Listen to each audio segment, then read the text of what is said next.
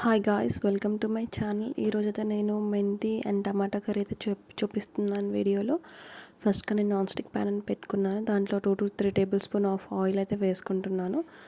అది వేసుకున్న తర్వాత ఆయిల్ అయితే హీట్ అవ్వాలి. హీట్ అయ్యాక మనం ఒక 2 to 3 ఆనియన్స్ చిన్నవి చాప్ చేసుకొని వేసుకోవాలి.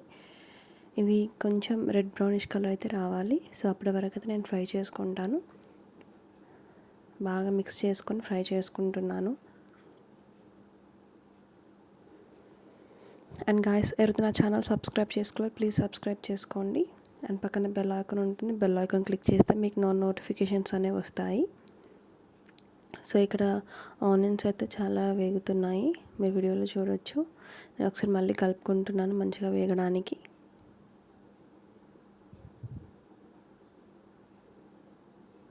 అండ్ మీకు వీడియో నచ్చితే లైక్ చేయండి, కామెంట్ చేయండి.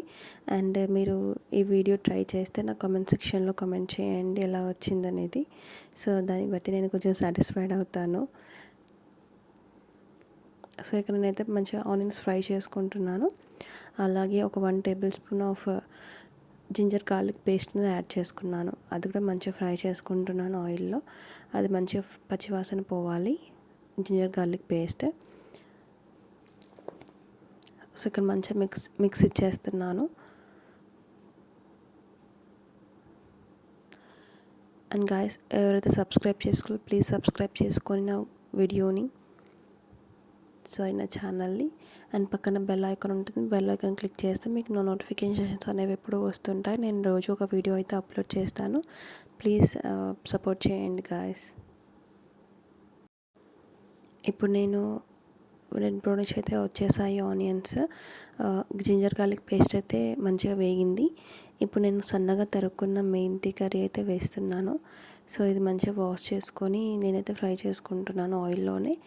కొంతమంది ఏం చేస్తారంటే టమాటోస్ వేసాక మెంతి కర్రీ అని వేశారు, కానీ అలా వేయకూడదండి. అలా వేస్తే చేదు అనేది వస్తుంది. సో ఇలానే ఆనియన్స్లోనే మనం ఫ్రై చేసేసుకోవాలి. చూస్తున్నారు కదా, నేను సన్నగా చిన్న కట్ చేసుకొని వేసుకున్నాను. చిన్న కట్ చేసుకొని వేసుకుంటే విడివిడిగా పొడి పొడిగా వస్తుంది. మనం అలా కట్ చేసుకోకుండా అలానే వేసుకుంటే మనకి ముద్దలుగా వస్తుంది మెంతి కర్రీ అనేది. అప్పుడు మనకి తినేటప్పుడు మనకి ఒకటేసారి ముద్దలాగా వచ్చేస్తుంది, తినాలనిపించదు. సో ఇలా వేసుకుంటే కర్రీ మొత్తం మంచిగా స్ప్రెడ్ అవుతుంది మెంతి కర్రీ. సో దీన్ని కూడా మనం ఒక 2 minutes అయితే మగ్గించుకుందాం. 2 minutes మగ్గించుకుంటే దాంట్లో పచ్చి వాసన అనేది వెళ్ళిపోతుంది. సో ఇక నేను ఒక 1/2 టేబుల్ స్పూన్ ఆఫ్ పసుపు అయితే యాడ్ చేశాను. సో ఇప్పుడు వింటర్ కాబట్టి కొంచెం పసుపు ఎక్కువ తింటే బెటర్, ఎందుకంటే జలుబులు, కోల్డ్, కాఫ్ లాంటివి ఉంటే మీకు కొంచెం తగ్గుతాయి, ఇన్ఫెక్షన్స్ కూడా రావు. సో అందుకని కూడా కొంచెం ఈ వింటర్లోనే పసుపు కొంచెం ఎక్కువనే తీసుకోవడం బెటర్. సో ఇది కూడా మగ్గిపోయింది. నేను ఇప్పుడు దీంట్లో టమాటాలు అయితే యాడ్ చేస్తున్నాను. నేను ఒక 4 to 5 టమాటోస్ అయితే తీసుకున్నాను. ఈ టమాటోస్ కూడా నేను ఇందులో యాడ్ చేస్తున్నాను. ఇదేంటండి టమాటోస్ ఇంత రేట్ ఉన్నప్పుడు మీరు టమాటా కర్రీ చూపిస్తున్నారు అనుకుంటున్నారేమో, కానీ ఇంకా రేట్ ఎంత ఉన్నా కానీ మనం టమాటాలు అయితే తినక తప్పదు కదా.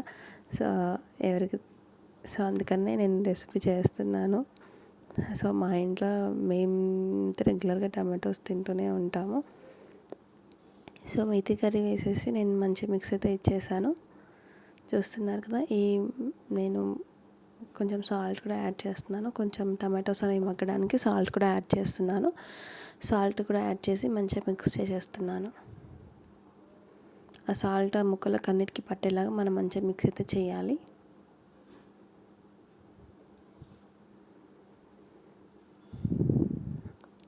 అండ్ గాయస్, ఎవరైతే నా వీడియో ఫస్ట్ టైం చూస్తున్నారో ఇప్పుడు సబ్స్క్రైబ్ చేసుకోవాలి ప్లీజ్ సబ్స్క్రైబ్ చేసుకోండి.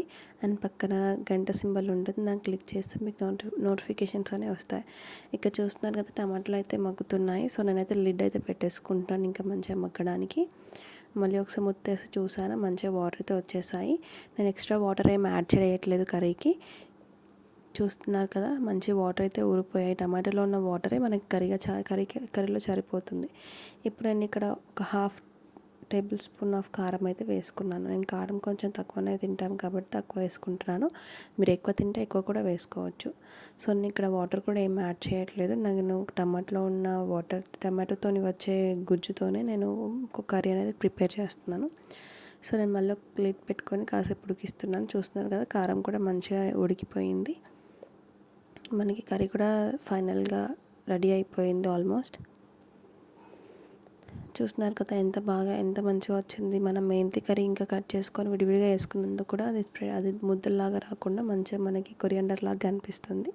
So thank you for watching guys.